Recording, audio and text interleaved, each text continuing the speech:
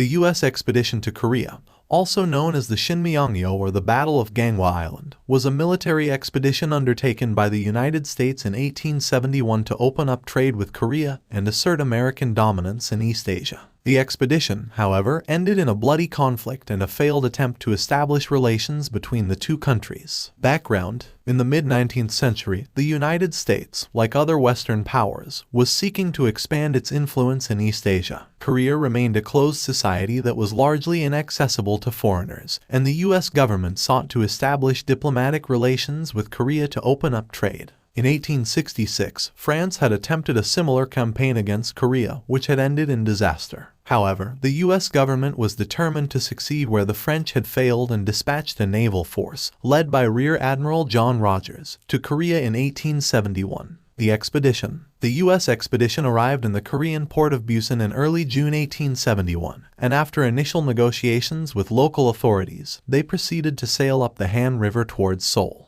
However, the Korean government saw the American presence as a threat to their sovereignty and ordered their military to attack the U.S. ships. The ensuing battle, which took place on Ganghwa Island, was brutal and lasted several hours. The Korean forces, armed with outdated weapons, were no match for the U.S. firepower and were quickly defeated. However, the U.S. suffered significant casualties, including the loss of several ships and the death of 243 U.S. soldiers. Aftermath. The U.S. expedition to Korea had significant implications for U.S.-Korean relations and for American foreign policy in East Asia. While the U.S. had achieved its objective of opening up Korea to foreign trade, the expedition had ended in a violent conflict that left both sides embittered. The incident also highlighted the limitations of U.S. military power in East Asia and the need for diplomatic solutions to achieve U.S. foreign policy objectives. The U.S. government subsequently pursued a more cautious approach to foreign policy in East Asia, focusing on diplomacy rather than military intervention. Conclusion: the U.S. expedition to Korea was a failed attempt to establish diplomatic relations between the U.S. and Korea